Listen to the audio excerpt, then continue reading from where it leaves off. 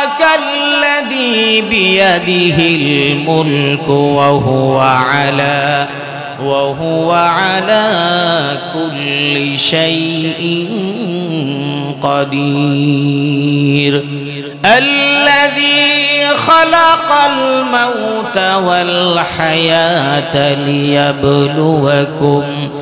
ليبلوكم أيكم أحسن عملا وهو العزيز الغفور الله رب العالمين সূরাতুল মুলক অবতীর্ণ করেছেন। এই সূরা সম্পর্কে নবী সাল্লাল্লাহু আলাইহি ওয়াসাল্লাম বলেছেন, ইন্না সূরাতাম মিনাল কুরআনি 30 আয়াহ। এই সূরাতুল মুলকের ফজিলত সম্পর্কে আপনারা জেনে নিন। এখানে অনেক মুরব্বীরা আছেন, তারা অনেকেই হয়তো কোরআন পড়তে জানেন না, আবার অনেকে আছেন কোরআন পড়তে জানেন। যারা কোরআন পড়তে জানেন না, জীবনের সবচেয়ে বড় ভুল আপনার ছিল, বড় অপরাধ আপনার ছিল। আমার পিতৃতুল্য মুরব্বীদেরকে লক্ষ্য করে বলছি, বাবারা, যারা কোরআন পড়তে জানেন না, এখনো অন্ততপক্ষে কোরআন শিখার জন্য মসজিদের ইমামের কাছে যান। এখনো অন্ততপক্ষে কোরআনের শব্দগুলো, এই সূরাগুলো যেগুলো নামাজে আপনি পাঠ করেন, সেগুলো শিখার জন্য একজন হুজুরের কাছে যান। এটা শিখতে শিখতে যদি আপনি মারা যান, তাহলে একজন কোরআনের তালিবে ইলম হিসেবে আপনি আল্লাহর কাছে যাবেন। আর আল্লাহ নবী বলেছেন, মান সালাকা তরিকান ইয়াতলুবুল ফিহি ইলমান সাহালাল্লাহু লাহু তরিকান ইলাল জান্নাহ। আল্লাহ নবী বলেছেন, একজন মানুষ যদি ইলম অর্জন করার জন্য যদি পথ অবলম্বন করে, যদি সেটা শুরু করে দেয়, আল্লাহ রাসূল বলেছেন জান্নাতের পথ তার জন্য সহজ করে দেন। সুবহানাল্লাহ। এটা হলো প্রথম কাজ। আর যারা পারেন তাদের জন্য কাজ কি? আল্লাহ নবী বলেছেন, ইন্না সূরাতাম মিনাল কুরআনি 30 আয়াহ। কোরআনে কারীমের মধ্যে একটা সূরা আছে, সেই সূরার মধ্যে 30টা আয়াত আছে। ওই সূরার নাম হলো সূরাতুল মুলক। এই সূরা মূল যদি কেউ তেলাওয়াত করে, আল্লাহর নবী বলেছেন, শাফাআত লিরাজুলিন হাত্তা গুফিরা লাহু ওয়া হিয়া সূরাতু তাবারাকাল্লাযী বিয়াদিহিল মুলক। আল্লাহ নবী বলেছেন, এই 30 আয়াত বিশিষ্ট যে সূরাটা আছে, তাবারাকাল্লাযী বিয়াদিহিল মুলক, এই সূরা যেটা আছে, এই সূরা যদি কোনো মানুষ পাঠ করে, তার গুনাহ আল্লাহ রাব্বুল আলামিন মাফ করে দেন। শুধু তাই না, বরং তার গুনাহ মাফের জন্য সুপারিশ করে। কারণ এই সূরাতুল মুলক আল্লাহ পাক রব্বুল আলামিনের কাছে তখন সুপারিশ করে বলবে, আল্লাহ, আমাকে এই বান্দা কিংবা বান্দি তিলাওয়াত করেছে, তুমি তার জীবনের গুনাহগুলো তুমি মাফ করে দাও। এটা আমার কথা না, এটা হলো তিরমিজির হাদিস। তার মানে হলো সূরাতুল মুলক, এটা যদি কেউ নিয়মিত পাঠ করে, এই সূরা মুলক তার জন্য সুপারিশ করবে। সুবহানাল্লাহ। এই সূরাতুল মুলক আল্লাহর নবী পাঠ করতেন। এই সূরাতুল মুলকের ব্যাপারে বলা হয়েছে, হিয়াল মানিআতুল মুনজিয়াতু মিন আযাবিল কবর। এই সূরাতুল মুলকটা কি? আল্লাহর নবী বলছেন, হিয়াল মানিআ, বাধা প্রদানকারী, মুনজিয়া এবং মুক্তিদানকারী, মিন আযাবিল কবর। এই সূরাতুল মুলক হচ্ছে একজন বান্দাকে কবরের মধ্যে বিভিন্ন আযাব থেকে বাধা প্রদানকারী এবং আযাব থেকে নাজাতকারী সূরার নাম হলো সূরাতুল মুলক। আল্লাহ নবী বলছেন, ইদা উদিআল মাইয়িতু ফি কবরিহি, একজন মানুষকে যখন কবরের মধ্যে দাফন করা হয়, কবরের মধ্যে দাফন করার পরে দুনিয়ার মানুষ, আত্মীয় স্বজন, পাড়া প্রতিবেশী সেখানে দাফন করে চলে আসে। ওই চলে আসার পরে আল্লাহর নবীর হাদিসে বলা হয়েছে, যখন দাফন করে, ওয়া তাওয়াল্লা আনহু আসহাবুহু, তার আত্মীয় স্বজনরা পিছনে রেখে তারা চলে আসে। হাত্তা সামিআ কারআনি আলিহিম আতাহু মালাকান।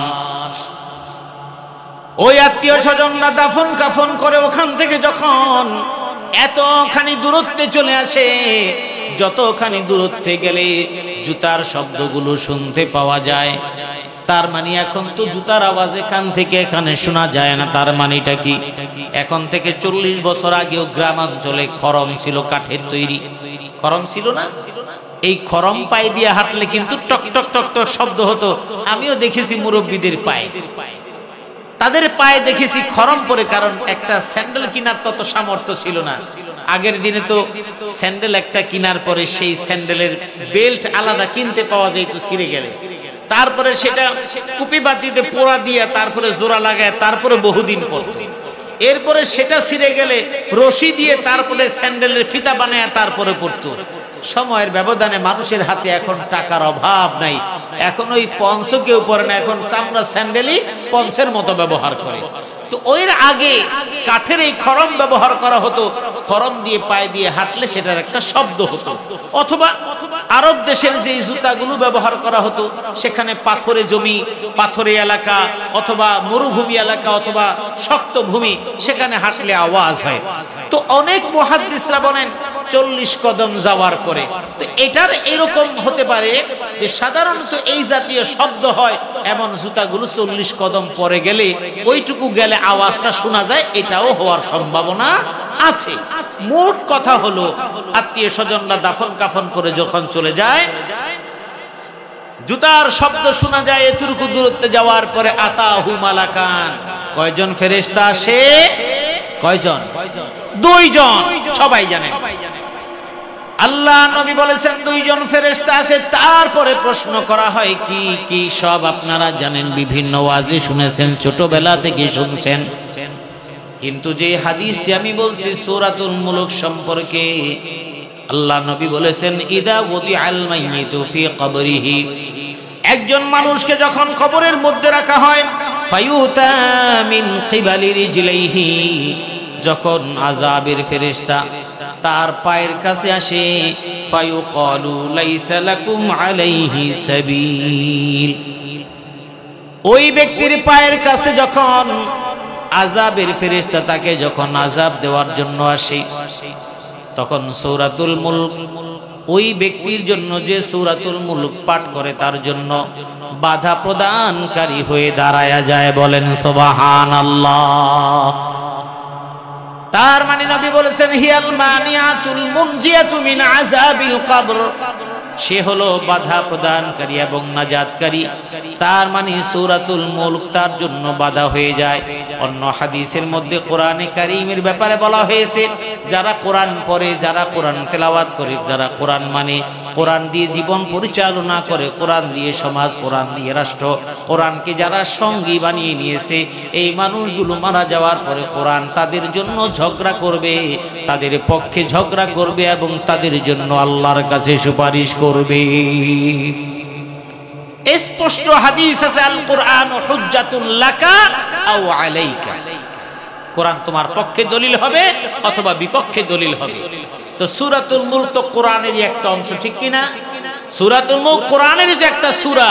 এখানে হাদিসের মধ্যে ইমামে কুরতুবী রাহমাতুল্লাহি আলাইহি তার তাফসীরে কুরতুবীতে এই আয়াতের ব্যাখ্যায় এই হাদিসটি উল্লেখ করেছেন, যখন ফেরেশতা ওই আযাবের ফেরেশতা এসে যখন আযাব দেওয়ার জন্য তার পায়ের কাছে আসবে, ফায়াকালু লাইসা লাকুম আলাইহি সাবিলুন, তার জন্য কোনো কিছু রাস্তা নাই, তাকে শাস্তি দেওয়ার কোনো ব্যবস্থা নাই।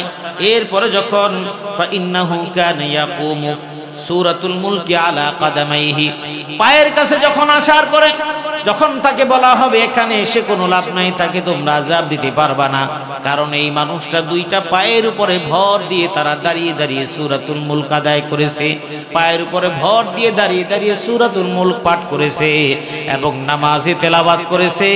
যেই পা দিয়ে দাঁড়ায় দাঁড়ায় সূরাতুল মুলক পাঠ করে নামাজ আদায় করেছে, ওই পায়ের কাজ দিয়ে যে তুমি শাস্তি দিবা সেটা কখনো সম্ভব না।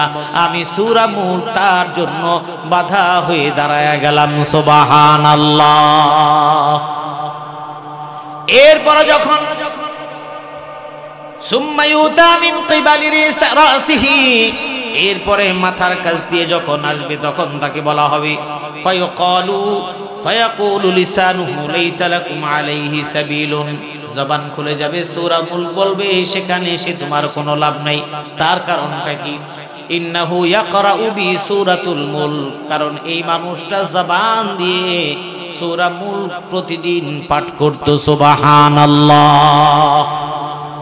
আল্লাহ নবী এই সূরাতুল মুলক এবং সূরাতুদ দুখান, আন্নাহু কানা লা ইয়ানামু ক্বাবলা আন ইয়াকরা সূরাতুল মুলক ওয়া সূরাতুদ দুখান, আল্লাহ নবী রাতের বেলা সূরাতুল মুলক এবং সূরাতুদ দুখান পাঠ করা ছাড়া কখনো রাতের বেলা ঘুমান নাই। তার মানে হলো সূরাতুল মুলকের ফজিলত হলো এই। এছাড়া আরো বেশ কিছু হাদিস আছে, যে হাদিসে ইমাম জালালউদ্দিন সুয়ুতী রাহমাতুল্লাহি আলাইহি তিনি আল ইতকান ফি উলুমিল কুরআনে বেশ কিছু হাদিস এনেছেন। তার মূল বক্তব্য হলো সূরাতুল মুলক যদি কেউ নিয়মিত পাঠ করে, কিয়ামতের ময়দানে না কবর থেকে তার জন্য প্রতিবন্ধক বানায় দিবেন কে? আল্লাহ। সুতরাং যারা পারেন সূরাতুল মুলক পাঠ করবেন, যারা পারেন না চেষ্টা করবেন কোরআনে কারীম শিখার জন্য। আল্লাহ আমাদের সকলকে তৌফিক দান করুন, আমিন। এরপরে আসি সূরাতুল মুলকের প্রথম আয়াত, তাবারাকাল্লাযী বিয়াদিহিল মুলক ওয়া হুয়া আলা কুল্লি শাইইন কাদির। এই আয়াতের দ্বারা আল্লাহ পাক বলছেন মুলক মানে মালিকানা, রাজত্ব কার?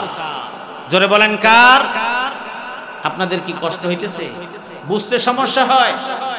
কারণ 14 গ্রামের মানুষ, কুমিল্লার মানুষ, নোয়াখালী ফেনীর মানুষ, এই সমস্ত অঞ্চলের মানুষ কোরআন বুঝে এবং তাফসীর বুঝে।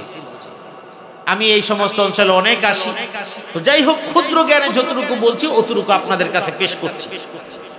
মালিকানা কার? জোরে বলেন কার? আল্লাহ। এখানে আল্লাহ বলছেন তাবারাকাল্লাযী বিয়াদিহিল মুলক, সমস্ত মালিকানার মূল মালিক কে? আল্লাহ। এরপরে বলছেন ওয়া হুয়া আলা কুল্লি শাইইন কাদির, তিনি সমস্ত বিষয়ের উপরে ক্ষমতাবান। এখন মালিকানা কি? রাজত্ব কি? মালিকানা কি? মালিকানা বললেই আমরা মনে করি হয়তো রাষ্ট্র ক্ষমতা, প্রধানমন্ত্রী কিংবা প্রধানমন্ত্রী হওয়া কিংবা রাষ্ট্রপ্রধান হওয়া মানে রাষ্ট্রপতি হওয়া। এটা তো আছেই, এটার সাথে আরো আছে, এটার মধ্যে আপনিও আছেন। আল্লাহ রাব্বুল আলামিন বলেছেন তাবারাকাল্লাযী বিয়াদিহিল মুলক, সমস্ত ক্ষমতা এবং মালিকানা কার? এই ক্ষমতা এবং মালিকানা আল্লাহর হাতে, কিন্তু দুনিয়ার মানুষের মধ্যে মাঝে মাঝে ক্ষমতা কিছু দেন। এই ক্ষমতা মানে কি? আল্লাহ রাব্বুল আলামিন বুঝাতে যাচ্ছেন এই জাহানের মালিকানা যেহেতু আমার, এই জমিন আমার, আসমান আমার, এই সমস্ত ভূমণ্ডল সব কিছু আমার, যার মালিকানা যেখানে থাকে তার কর্তৃত্ব সেখানেই থাকে, ঠিক কিনা? খেলার মাঠে 90 মিনিটের ফুটবল খেলা হয়, ভালো করে বুঝেন। 90 মিনিটের ফুটবল খেলার মধ্যে একজন রেফারি থাকে, থাকে না? 90 মিনিট ফুটবল খেলার মাঝখানে ওই বাউন্ডারির ভিতরে, খেলার মাঠের বাউন্ডারির ভিতরে কোনো খেলোয়াড় খেলার মাঝখানে যদি অন্য কোনো প্লেয়ারকে যদি অন্যায়ভাবে ধাক্কা মারে, তাহলে রেফারি তখন পরিবেশ পরিস্থিতির আলোকে সিদ্ধান্ত গ্রহণ করে। উল্টা পাল্টা ভাবে যদি কোনো কিছু করেন তাহলে লাল কার্ড বের করে দেখান। এই লাল কার্ড যখন দেখান, অন্যায় ভাবে দেখালেও গ্যালারির পাশে কিংবা মাঠের বাউন্ডারির বাহিরে কোচ, ম্যানেজার, অন্য যারা আছে কেউ প্রতিবাদ করে মাঠে নামতে পারেন? জোরে বলেন, নামতে পারেন? যদি কেউ বিরোধিতা করে তাহলে ফুটবলের সর্বোচ্চ সংস্থা ফিফা সেখান থেকে ওই ক্লাব কর্তৃপক্ষকে জরিমানা করেন, খেলোয়াড়কে জরিমানা করেন, কোচকে জরিমানা করেন, ম্যানেজারকে জরিমানা করেন। কেন? যে রেফারির সিদ্ধান্তের উপরে কথা বলেছে, ঠিক কিনা? এতটুকু তো আপনারা বুঝছেন। ক্রিকেট খেলার মধ্যে একজন আম্পায়ার, তার কাছে হলো ওই ক্রিকেট খেলার যেই টাইমটুকু, ওই টাইমের মধ্যে তার কাছে মালিকানা। একজন প্লেয়ার খেলা খেলছে, খেলার পরে তিনি আঙ্গুল তুললেন। আঙ্গুল তোলা মানে হলো আপনার দৃষ্টিতে সে আউট হোক বা না হোক, সে কিন্তু আউট। আপনার কাছে মনোভূত হয় নাই, আপনি একজন প্লেয়ার, আপনি আউট হন নাই, কিন্তু তিনি আউট দিয়ে দিয়েছেন। আপনি পা দিয়ে কিংবা ব্যাট দিয়ে একটা এমন একটা অঙ্গভঙ্গি করলেন যেটা আপনি মনে হলো যে তার সিদ্ধান্ত মেনে নেন নাই। এমন যদি সিদ্ধান্ত হয় তাহলে আইসিসি তথা ক্রিকেটের সর্বোচ্চ সংস্থা ওই প্লেয়ারকে জরিমানা করে কি করে না? করে। তাহলে বোঝা গেল রাজত্ব এবং ক্ষমতা যার সীমানায় যতটুকু আছে ওই জায়গার মধ্যে তার বাহিরে কাজ করার কোনো ক্ষমতা কারোর নাই। তাহলে 90 মিনিট কিংবা 100 মিনিট কিংবা আরো অতিরিক্ত টাইমে যাওয়ার পরে রেফারির সিদ্ধান্তের বাইরে যেমন খেলোয়াড় যেতে পারে না, ক্রিকেট স্টেডিয়ামে যেমন ওই ক্রিকেট খেলার টাইমের মধ্যে যেমন একজন ক্রিকেটার যেমন আম্পায়ারের সিদ্ধান্তের বাইরে যেতে পারে না, ঠিক তেমনি ভাবে আপনার 60 বছরের জিন্দেগি, 70 বছরের জিন্দেগি, আপনার এই 60 বছর 70 বছরের জিন্দেগি একমাত্র আল্লাহর মালিকানার বাইরে নড়াচড়া করার জীবন পরিচালনার সামান্যতম কোনো সুযোগ আপনার নাই। কথা কি বুঝতে পারছেন? আপনাকে লাল কার্ড দেখাইলো, কিছু করার নাই। রাস্তা রিকশার মধ্যে পড়ে আপনার ঠ্যাং ভেঙে গেছে, কিচ্ছু করার ক্ষমতা আপনার নাই। যদি আপনি চান, ওই খেলোয়াড় যদি চিন্তা করে আমি আম্পায়ারের সিদ্ধান্ত মানি না, ওই ফুটবলার যদি মনে করে আমি রেফারির সিদ্ধান্ত আমি মানব না, ম্যানেজার যদি মনে করে কিংবা টিম কোচ যদি মনে করে আমি সিদ্ধান্ত মানব না, তাহলে সংস্থা বলবে তোমাকে জোরাজুরি করব না, তুমি মাঠের সীমানার বাইরে চলে যাও। এই মাঠের মধ্যে এই দলীয় স্কোয়াডের মধ্যে তোমার নাম থাকতে পারবে না, তুমি দল থেকে বের হয়ে যাও এবং এই সীমানার বাইরে তুমি যা মন চায় তা করো, ঠিক কিনা? মাঠের বাইরে গ্যালারিতে বসে যদি কোনো কথা বলে আম্পায়ারও কোনো কথা বলবে না, কেউ কোনো কথা বলবে না, কারণ সে আম্পায়ারের অধীনে না।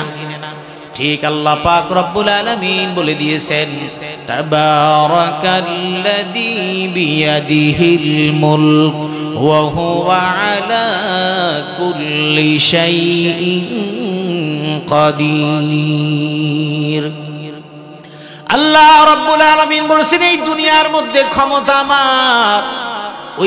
ওই রেফারি যেমন সীমানার মধ্যে তার কর্তৃত্ব চালায়, তার বিরুদ্ধে যেমন একজন মানুষ যায় না। তুমি তাহলে কেমনে চিন্তা করো এই জমিন এবং আসমান আমার, পানি আমার, আগুন আমার, বাতাস আমার এবং দুনিয়ার যা কিছু তোমাকে দিই সব কিছু আমার। কারণ ওই বাতাস তুমি যে ভোগ করো এই বাতাসটা আমি পরিচালনা করি। ওই সমুদ্রের পানি, নদীর পানি কিংবা তলদেশের পানি তুমি যা খাও এটাও আমি কন্ট্রোল করি। আমি যদি ওই তলদেশের পানিটা তোমাকে যদি না দেই, তুমি সুপেয় পানি পাবে না, খেতেও পারবে না, তুমি পানির অভাবে তুমি মারা যাবে। ঠিক কিনা বলেন? قل أرأيتم إن أصبح ماؤكم غورا فمن يأتيكم بماء معين।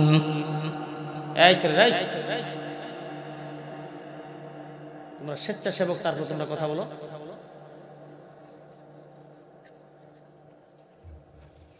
আল্লাহ রাব্বুল আলামিন বলছেন, তোমাদের যেই পানি আল্লাহ রাব্বুল আলামিন দান করেন সেটার স্তর যদি লেয়ার যদি নিচে নামায়া যায়, কোন ক্ষমতাশালী মানুষ আছে সেই পানির লেয়ারটাকে উঠায় দিবেন? তার মানে পানি নিয়ন্ত্রণ করেন কে? জোরে বলেন কে? ওই বাতাস নিয়ন্ত্রণ করেন কে?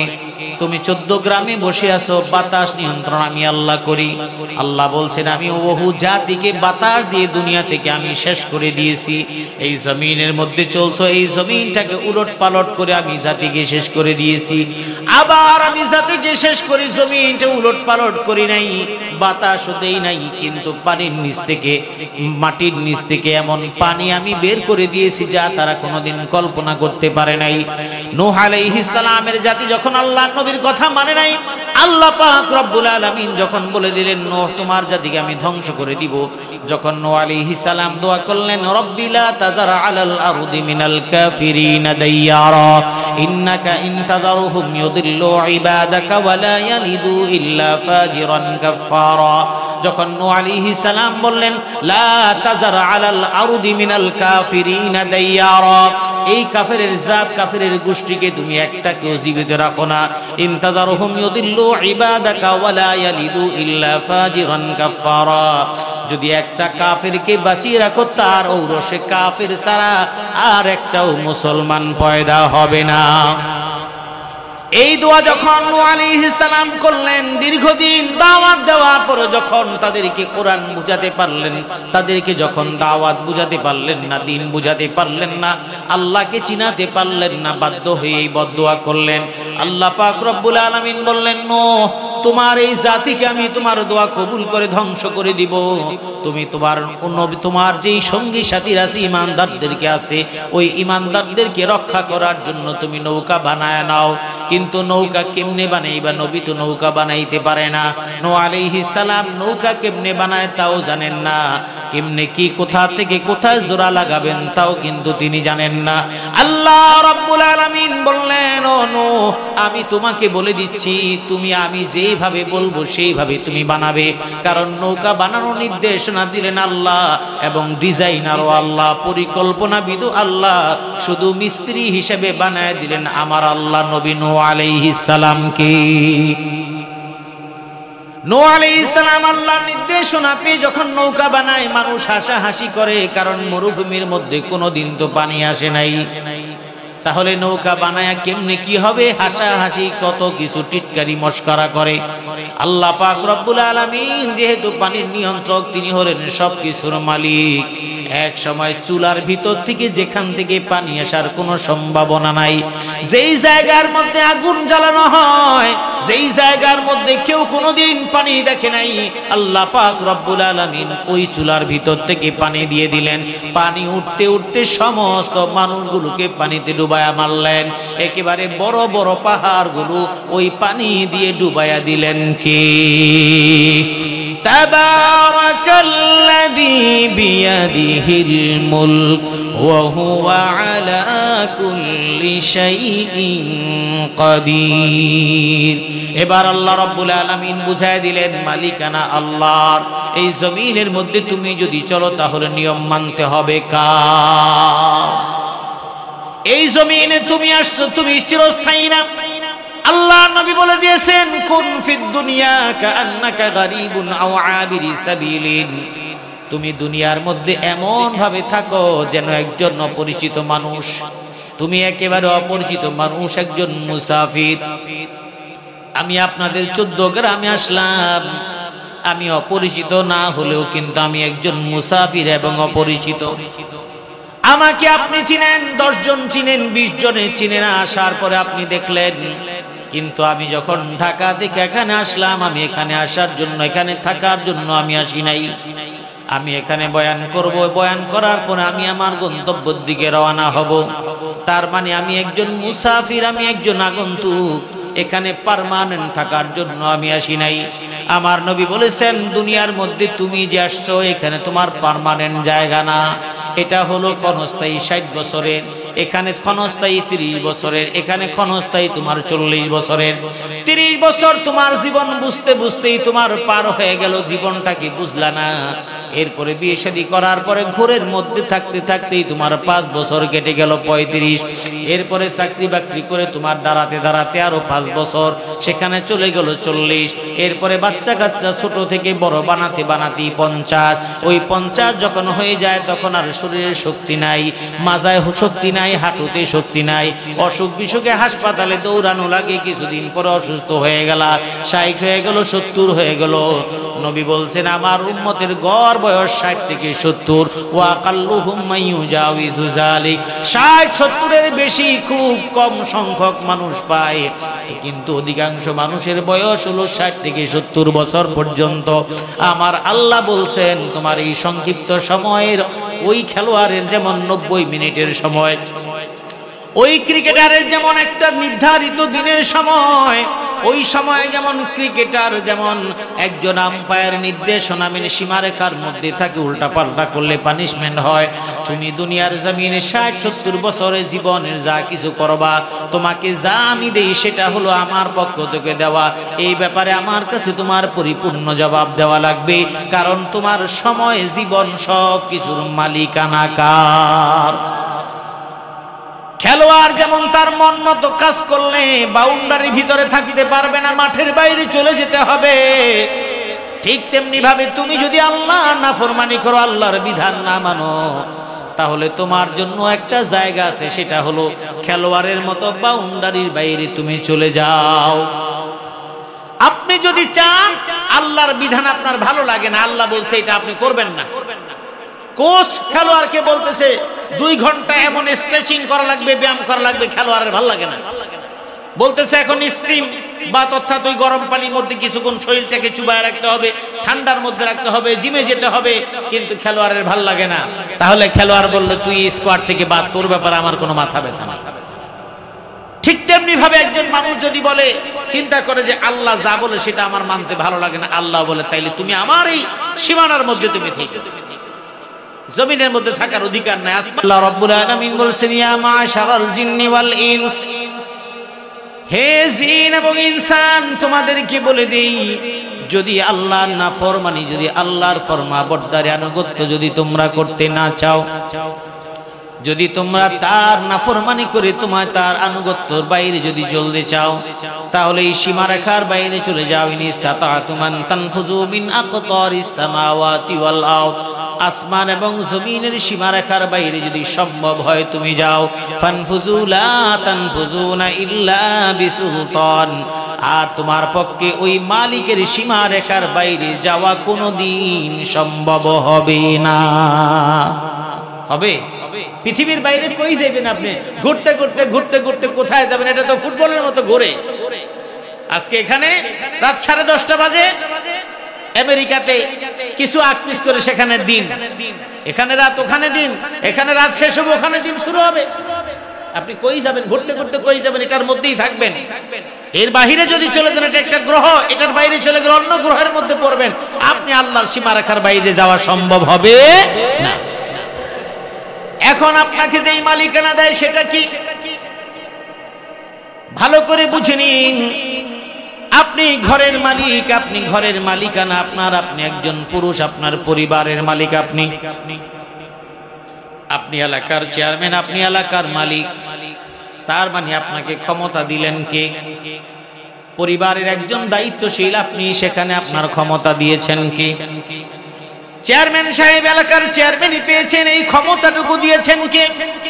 আবার চেয়ারম্যানের পরবর্তীতে বিভিন্ন ওয়ার্ডের মেম্বাররা আছে, তাদেরকে ক্ষমতা দিলেন কে? আপনি ভালো করে বুঝে নেবেন। একেবারে স্থানীয় পর্যায়ের একজন মেম্বার হলো সর্বনিম্ন পদাধিকারী মালিকানা, তিনি তার ওয়ার্ডে। এরপরে কতগুলো ওয়ার্ড নিয়ে একজন জেলা একজন ইউনিয়ন চেয়ারম্যান, আবার কয়েকজন চেয়ারম্যানের এরিয়া নিয়ে একজন উপজেলা হয়, এমন ভাবে এমপি হয়, এমন ভাবে মন্ত্রী হয়। আবার প্রশাসনিক কাঠামোতে একজন ওসি, ওই এলাকার ওই থানার সবচেয়ে ক্ষমতাধর পাওয়ারফুল ব্যক্তি, ঠিক কিনা? আবার ওই থানার বাইরে একটা জেলার ডিসি, সে হলেন ওখানকার পাওয়ারফুল, এসপি হলেন পাওয়ারফুল, আইজি হলেন পাওয়ারফুল, র্যাব প্রধান হলেন পাওয়ারফুল, এনএসআই এর প্রধান হলেন পাওয়ারফুল, ডিজিএফআই এর প্রধান হলেন পাওয়ারফুল, সেনাবাহিনীর প্রধান হলেন পাওয়ারফুল। এমন সমস্ত মালিকানা কর্তৃত্বগুলো দিয়েছেন কি? এবার বুঝুন, আল্লাহ বলছেন তাবারাকাল্লাযী বিয়াদিহিল মুলক। এই যে মালিকানা আপনাকে আমাকে দিলেন, এমনি এমনি দেন নাই, বুঝানোর জন্য আপনাকে সহজ যাতে করে বুঝতে পারেন। ওই খেলার দিকে আপনাকে নিয়ে যাই, তাহলে ভালো করে বুঝবেন। ওই দোকানের দিকে নিয়ে যাই, ভালো করে বুঝবেন। দোকানের মালিক কর্মচারীকে নিয়োগ দিয়েছে, কিছুদিন কর্মচারী ছিল। কর্মচারী থাকার পরে যখন যোগ্যতা দেখলো, মালিক বলল আমি আর পারি না, এই দোকানের মালগুলো সব তোমাকে বুঝাই দিলাম, লাভ লস তোমার আমাকে বুঝাই দিতে হবে। ওই ক্ষণস্থায়ী মালিকানা কর্মচারীকে বুঝাই দিলেন মালিক, সুতরাং তাৎক্ষণিকভাবে দোকানের মালিক হয়ে গেল কর্মচারী, ঠিক কিনা? কিন্তু কর্মচারী মালিক হওয়ার পরে ওই মালিক যিনি মহাজন আছেন, তার জবাবদিহিতা কর্মচারীর থেকে নিবেন কি নিবেন না? কত টাকার মাল, কত টাকা বিক্রি করলা, কত টাকা আমাকে জমা দিলা। মাল ছিল 5 লাখ টাকার দোকান খালি, কিন্তু এখন তো আমি মাত্র 1 লাখ টাকা পাইলাম।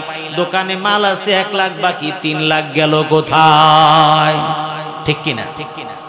ঠিক যেমনি ভাবে দোকানের মালিক মালিকানা দেওয়ার পরেও যেমন তার জবাবদিহিতা ছাড়ে না, ক্লাবের দায়িত্ব কোচকে দেওয়া হয়েছে, এই পুরা টিমটাকে তুমি সাজায় দিবা, মাসে এত বেতন নিবা, কিন্তু 3-4টা খেলার মধ্যেই বারবার গোল খায়া হাইরা গেল, ওই কোচকে জবাবদিহি করবে কি করবে না?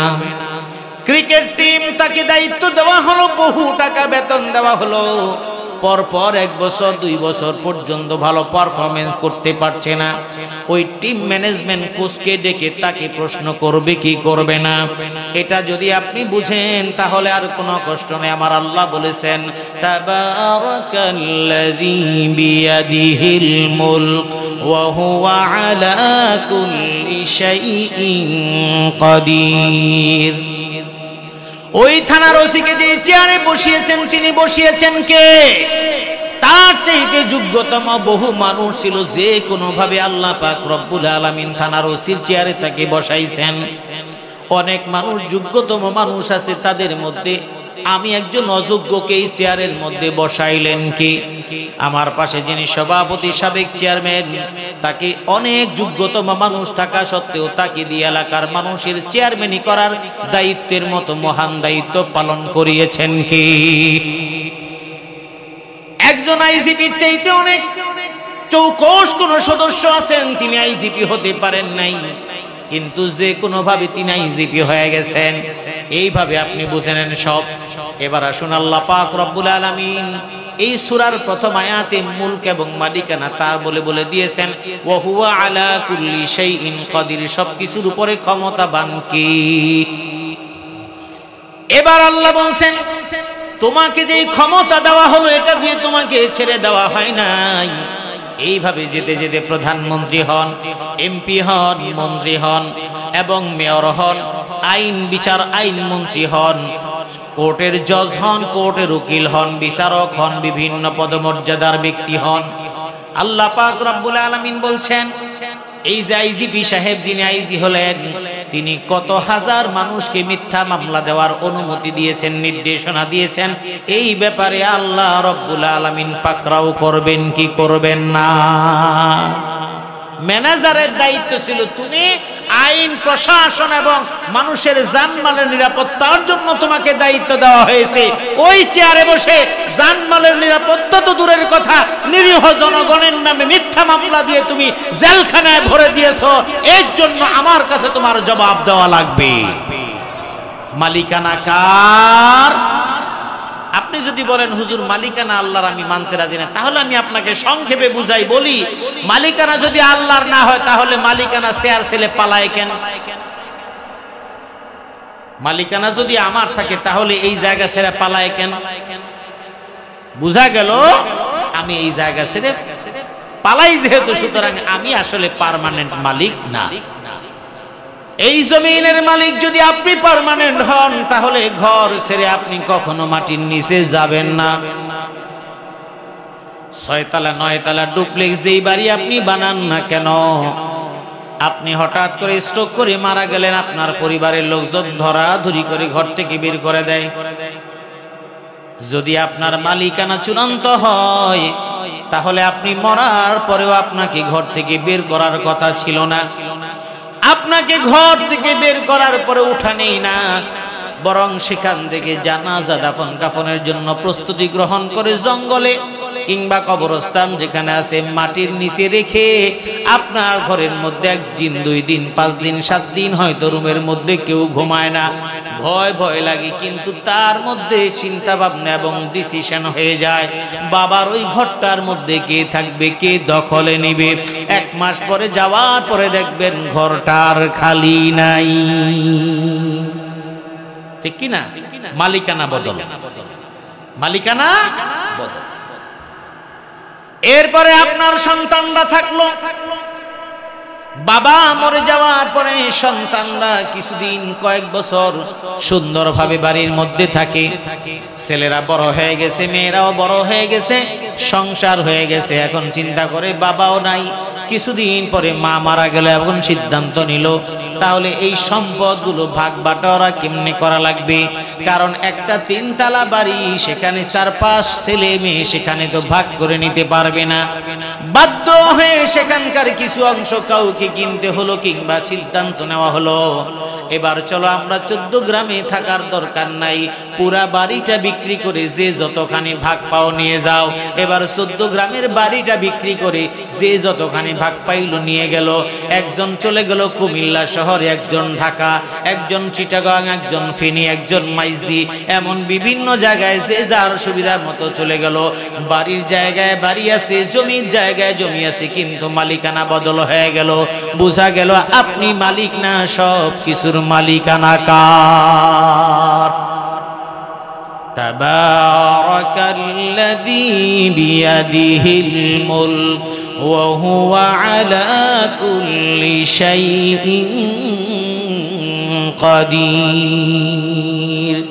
আল্লাহ নবী সেই জন্য বলেছেন কুন ফিদ দুনিয়া কাআন্নাকা গরীবুন আও আবিরি সাবিলিন। এই হাদিসের শেষে ওয়াকানা ইবনু উমর রাদিয়াল্লাহু আনহুমা, ইবনু উমর রাদিয়াল্লাহু আনহুমা বলেন ইদা আসবাহতা ফালা তানতাজিরিস সাআ ওয়া ইদা আমসাইতা ফালা তানতাজিরিস সাবাহ। ও বান্দা, ও দুনিয়ার মানুষ শুনে নাও, ইদা আসবাহতা ফালা তানতাজিরিল মাসা, যখন তুমি সকাল করো তখন তুমি সন্ধ্যার অপেক্ষা করো না। ওয়া ইদা আমসাইতা ফালা তানতাজিরিস সাবাহ, তুমি যখন সন্ধ্যা করলা পরের দিন সকাল তুমি ভাগ্যে পাবা, এটা কখনো তুমি আশা করো না।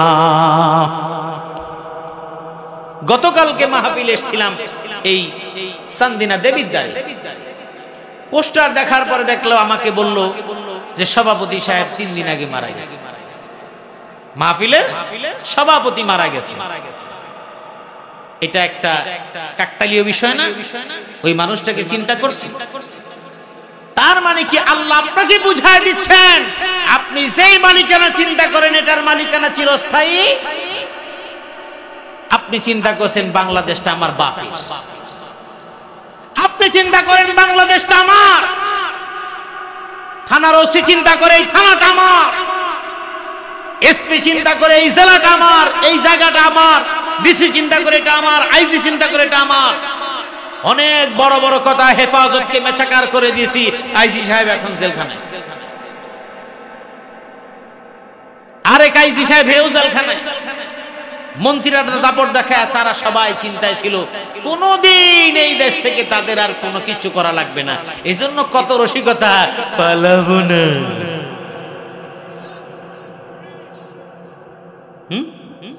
পালাবো না। কি ফখরুল সাহেব জায়গা দিবেন তো? মস্করার জায়গা, মালিকানা কার? এগুলি কেন হয়েছে জানেন? কোরআন না থাকার কারণে। এই মানুষগুলোর মধ্যে যদি কোরআন থাকতো তাহলে এই কথাগুলো কখনো বলতে পারতো না। কারণ কোরআন যার অন্তরে সে বুঝে আমার বলে এখানে কিচ্ছু নেই, আমি এখন আছি কালকে আমি নাও থাকতে পারি।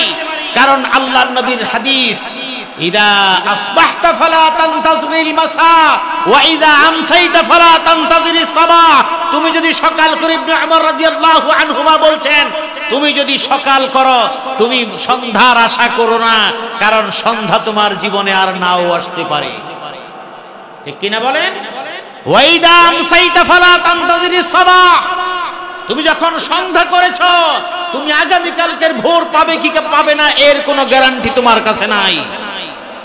এখানে যারা আছেন কয়জন আছেন বলতে পারবেন কালকে সকালে ঘুম থেকে উঠতে পারবেন? একজনও নাই। পৃথিবীর কোন মানুষ বলতে পারবে না, যত বড় নাস্তিক হোক না কেন সেও বলে না। বলে নাস্তিক আল্লাহকে বিশ্বাস করে না, কিন্তু মৃত্যুর ব্যাপারে কিন্তু সে কিন্তু বেশির থেকে বেশি বলে আমারে মাটির নিচে দিও না, দাফন করো না, কাফন করো না, জানাজা হোক না, এই সে অনেক কথা বলে, কিন্তু মৃত্যুকে অস্বীকার আজও পর্যন্ত কেউ করতে পারছে? গবেষণা হচ্ছে, বিজ্ঞান গবেষণা করছে, ডাক্তার গবেষণা করছে মানুষকে কিভাবে বাঁচায় রাখা যায়। বাঁচায় কেন্দ্রে রাখবেন? কৃত্রিম শ্বাস প্রশ্বাস, বাতাস দিয়ে আপনি নামাবেন উঠাবেন, এটা হইল? এই জিনিসটা কারো পক্ষে সম্ভব না, কারণ আল্লাহ ঘোষণা দিয়েছেন তাবারাকাল্লাযী বিয়াদিহিল মুলক, সমস্ত ক্ষমতা এবং রাজত্ব কার হাতে। ওই থানার ওসি সাহেবকে ক্ষমতা দিলেন কে? ঘরের মধ্যে পুরুষকে ক্ষমতা দিলেন কে? আর এমনি ভাবে থানা, জেলা চেয়ারম্যান, মেম্বার সহ, আইজি সহ, সেনা প্রধান সহ, রাষ্ট্রপ্রধান সহ, প্রধানমন্ত্রী সহ, প্রধানমন্ত্রীর কার্যালয় সহ, মন্ত্রী পরিষদ, বিভিন্ন পর্যায়ের আমলা কামলা, মন্ত্রণালয়ের মন্ত্রী, বিভিন্ন ব্যক্তিবর্গ সহ সমস্ত মানুষগুলোকে ওই চেয়ারের মধ্যে বসায় দিয়েছেন কে? যদি আপনার যোগ্যতা দিয়ে ওই চেয়ারের মালিক আপনি হন, চেয়ারটা যদি আপনার হয়, তাহলে চেয়ার থেকে তো নামার কোনো কথা আপনার ছিল না। যেহেতু চেয়ারটা আপনার না, ক্ষমতাও আপনার না, সুতরাং ওই চেয়ারে যখন যাবেন সেখানে একজন নিয়ন্ত্রক আছেন, তিনি হলেন কি? আল্লাহ রাব্বুল আলামিন সমস্ত দুনিয়ার মানুষদেরকে বলে দিয়েছেন, ক্ষমতা যেহেতু আমার, তোমাকে আমি যা দেই সব কিছুর জবাব পুঙ্খানুপুঙ্খানুভাবে তোমার থেকে আমি নিব। থানার ওসি সাহেবকে ডেকে বলবেন, কয়দিন ওই থানার ওসির চেয়ারে তুমি ছিলা? তোমার ওই চেয়ারে থাকাকালীন কতগুলো মানুষ তোমার দ্বারা নির্যাতিত হয়েছে, কতগুলো মানুষের নামে তুমি মিথ্যা মামলা দিয়েছ।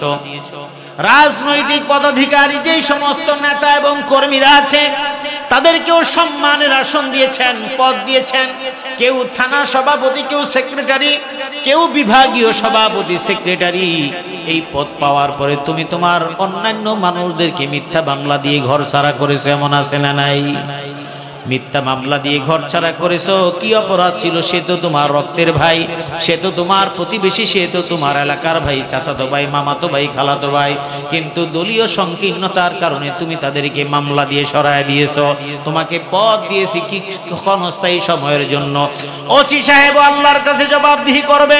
ওই আইজিপি সাহেবকে আল্লাহ পাক রব্বুল আলামিন বলবেন, তোমার চাইতে চৌকস মানুষ অনেক ছিল বাহিনীতে, তাদেরকে বাদ দিয়ে তোমাকে আইজিপির পদ তোমাকে দিয়েছি। এই জায়গার মধ্যে 2 বছর, 3 বছর, 4 বছরের জন্য আমি তোমাকে বসিয়েছি। উদ্দেশ্য হলো তোমাকে আমি আল্লাহ নিয়ামত দিয়ে ক্ষমতা দান করলাম, ক্ষমতা দিয়ে আমি তোমার পরীক্ষা করলাম, তুমি আমার ক্ষমতার ব্যবহার করো নাকি অপব্যবহার করো। ব্যবহার করলে যেমনি ভাবে আমার কাছ থেকে তুমি পুরস্কার পাবে, অপব্যবহার করলে তুমি আমার কাছ থেকে ঠিক তেমনি শাস্তি পাবে। সুতরাং তুমি আমার কাছে জবাব দাও, তোমার আইজিপি থাকাকালীন সময়ে জনগণের জন্য তুমি কতটা অন্যায় কাজ করেছো, কতগুলো মানুষকে মিথ্যা মামলা দিয়ে তুমি থানায় থানায় তোমার অর্ডার পাঠায় দিছো। তোমার অর্ডারে প্রত্যেক থানার ওসিটা তদস্থ হয়ে টুপি পরা, দাড়ি পরা মানুষগুলো, দাড়িওয়ালা মানুষগুলোকে ধরে ধরে জেলখানার মধ্যে ঢুকায় দিয়ে ক্রেডিট নিয়েছো। আর তুমি তাদেরকে পদোন্নতি দিয়ে এক জায়গা থেকে এক জায়গায় করে দিয়েছো।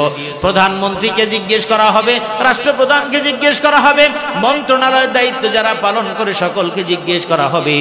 কারণ এই সমস্ত চেয়ার এবং ক্ষমতার মালিক কোনো মানুষ না, সমস্ত ক্ষমতার একচ্ছত্র মালিকানা কার? একটু সময়ের জন্য দিয়ে আল্লাহ পাক রব্বুল আলামিন পরীক্ষা করেন। এই পরীক্ষাটা সবচেয়ে বড় পরীক্ষা। এরপরেই আল্লাহ বলে দিলেন, আল্লাযী খালাকাল মাউতা ওয়াল হায়াতা লিয়াবলুয়াকুম আইয়ুকুম আহসানু আমালা ওয়া হুয়াল আজিজুল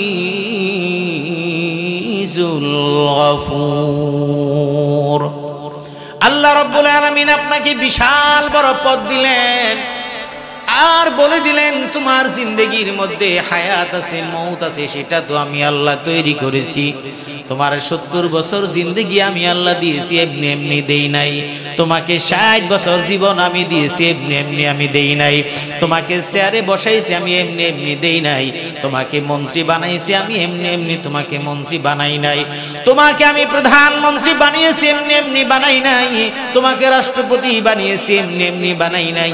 আমি যে তোমাকে বানিয়েছি সেটার একটা উদ্দেশ্য ছিল, আইয়ুকুম আহসানু আমালা, তোমার 60 বছরের জিন্দেগির মধ্যে তোমার আমল কেমন ছিল। আমলের কথা বললে আমরা মনে করি নামাজ রোজা হজ যাকাত, শুধুমাত্র তা না। নামাজ রোজা হজ যাকাত এটা হলো আল্লাহর সঙ্গে ইবাদত, আল্লাহর সঙ্গে আল্লাহর সাথে সম্পৃক্ত। এটা আল্লাহ চাইলে মাফ করতেও পারেন, নাও করতে পারেন। কিন্তু এছাড়া অন্য যে ইবাদতগুলো আছে সেগুলো মুআমালাতের সাথে, ওটা হলো সবচেয়ে ভয়ঙ্কর। লিয়াবলুয়াকুম আইয়ুকুম আহসানু আমালা। থানার ওসি হয়ে তোমার আমলটা, তোমার কার্যক্রমটা ভালো হওয়া যেত। থানার মধ্যে বিচার প্রত্যাশীরা এসছে, তাদের সাথে সুন্দর ব্যবহার করতে পারতা। তোমার কাছে একটা বিষয় যাওয়ার পরে তুমি উল্টা তারে ফাঁসায় দিছ। একজন নিরপরাধ মানুষের স্বার্থ রক্ষা তোমার জন্য না হওয়ার কারণে মিথ্যা মামলা দিয়েছ। তুমি অন্যায়ের পক্ষে দাঁড়ায়া, ন্যায়ের বিপক্ষে দাঁড়ায়া মানুষকে পিটায় পিটায় পঙ্গু বানায় দিয়েছ।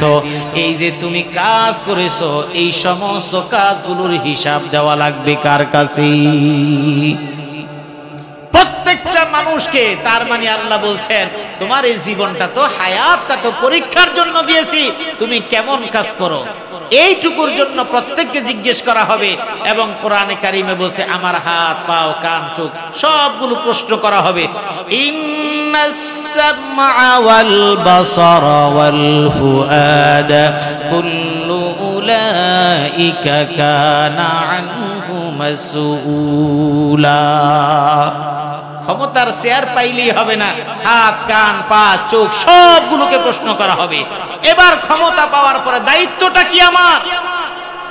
দায়িত্ব হলো পরিবারের দায়িত্ব, সমাজের দায়িত্ব, রাষ্ট্রের দায়িত্ব। আমি যখন পরিবারের ক্ষমতাশীল, আমি বাবা, আমি বড় ভাই, আমার অধীনে ভাইরা চলে, বোনেরা চলে, আমার অধীনে আমার স্ত্রী চলে, আমার সন্তান চলে। ওই জায়গার মধ্যে আমার কিছু দায়িত্ব আছে। আল্লাহ পাক রব্বুল আলামিন বলে দিয়েছেন ওয়া আমুর আহলাকা বিসসালাতি ওয়াসতাবির আলাইহা লা নাসআলুকা রিজকা। আমি পরিবারের কর্তা, আমাকে আল্লাহ নির্দেশনা দিয়ে দিলেন, রাসূলকে নির্দেশনার মাধ্যমে আমাকে দিয়ে দিলেন তুমি তোমার পরিবারকে নামাজের কথা বলো।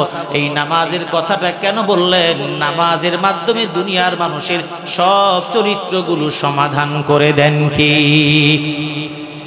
এই পরিবার থেকে শুরু হয়ে রাষ্ট্রের শেষ পর্যন্ত যারা ক্ষমতাশীল হবে, যাদেরকে আল্লাহ ক্ষমতাশীল বানাবেন, আল্লাহ বলে দিলেন আল্লাযীনা ইম্মাক্কান্নাহুম ফিল আরদি আকামুস সালাতা ওয়া আতাউয যাকাতা ওয়া আমারু বিল মা'রুফি ওয়া নাহাউ আনিল মুনকার ওয়ালিল্লাহি আকিবাতুল উমুর। এই কাজগুলো তাদের দায়িত্ব পালন করতে হবে। এটা রাষ্ট্রীয়ভাবে তাদেরকে আল্লাহ মালিকানা দিলে এই দায়িত্বটা তাদের করতে হবে। যদি উল্টা পাল্টা করে বলে শেষ করে দিচ্ছে। আল্লাহর নবী, বুখারীর হাদিস, রাষ্ট্রের ক্ষমতায় আমাকে বসানো হলো, প্রধানমন্ত্রী, রাষ্ট্রপতি, মন্ত্রী, মন্ত্রী পরিষদ, সচিব, আমলা, কামলা, থানার ওসি, থানার তদন্ত অফিসার, পুলিশের আইজিপি, এনএসআই প্রধান, ডিজিএফআই প্রধান, সেনাবাহিনী প্রধান, বিডিআর প্রধান, এলাকার চেয়ারম্যান, মেম্বার, ঘরের মালিক বাপ, ঘরের মালিক মা, এমন যে যেখানে আছে সবার ব্যাপারে নবীর হাদিস মা মিন ওয়ালিন ইয়ালিয়া রাইয়াতাম মিনাল মুসলিমিনা ওয়া হুয়া গাশুন লাহুম ইল্লা হারামাল্লাহু আলাইহিল জান্নাহ। আল্লাহ নবী বলেছেন কোন জাতির কারো দায়িত্ব যখন একজনকে দেওয়া হয়, মা মিন ওয়ালিন ইয়ালিয়া রাইয়াতাম মিনাল মুসলিমিন, মুসলমানদের দায়িত্ব দেওয়া হলো, কোন জাতিকে, কোন ব্যক্তিকে যখন নেতৃত্বের আসনে দেওয়া হলো, ক্ষমতা দেওয়া হলো, কাউকে চেয়ারম্যান বানানো হলো, কাউকে মেম্বার বানানো হলো, ওয়ার্ডের নেতা, চেয়ারম্যান বানানো হলো, পুরা ইউনিয়নের, উপজেলা চেয়ারম্যান হলো, উপজেলার দায়িত্বশীল, এমপি বানানো হলো একটা আসনের, মন্ত্রী বানানো হলো একটা বিভাগের, প্রধানমন্ত্রী হলো সারা দেশের, রাষ্ট্রপতি হলো একটা সারা দেশের মধ্যে, আইনের প্রধান বিচারপতি হলেন সারা দেশের সমস্ত বিচারের কেন্দ্রবিন্দু।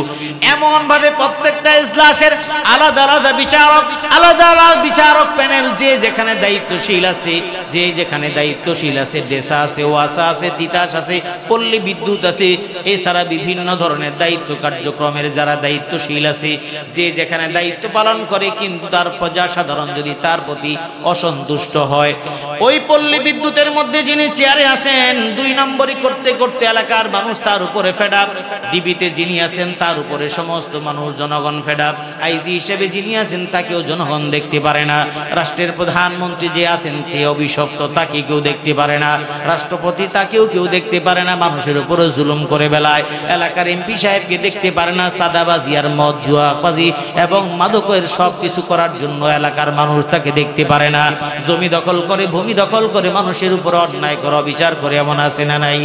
এমন কাজগুলো যারা করে জনগণ তাদের প্রতি খুশি না। আল্লাহ নবী বলেছেন ওয়াহুয়া গাশুন লাহুম ইল্লা হারামাল্লাহু আলাইহিল জান্নাহ। আল্লাহ নবী বলেছেন এমন নেতৃত্ব, এমন মালিকানা, এমন ক্ষমতার মধ্যে যারা চেয়ারে বসে থাকে, যাদের প্রতি তাদের অধীনস্থরা খুশি নয়, তারা মরে গেলে তাদের প্রতি জান্নাত হারাম। ফায়ামুতু ওয়া হুয়া গাশুন লাহুম, তারা মরে গেছে কিন্তু জনগণ তাদের উপরে খুশি না। আল্লাহ নবী বলেছেন ইল্লা হারামাল্লাহু আলাইহিল জান্নাহ, তাদের প্রতি জান্নাত হারাম করে দিয়েছেন কি? এই জন্য আল্লাহ পাক রব্বুল আলামিন বলে দিয়েছেন তাবারাকাল্লাযী বিয়াদিহিল মুলকু ওয়া হুয়া আলা কুল্লি শাইইন قدير الذي خلق الموت والحياة ليبلوكم أيكم أحسن عملا وهو العزيز الغفور صدق الله العظيم وصدق رسوله النبي الكريم ونحن على ذلك لمن الشاهدين والشاكرين والحمد لله رب العالمين.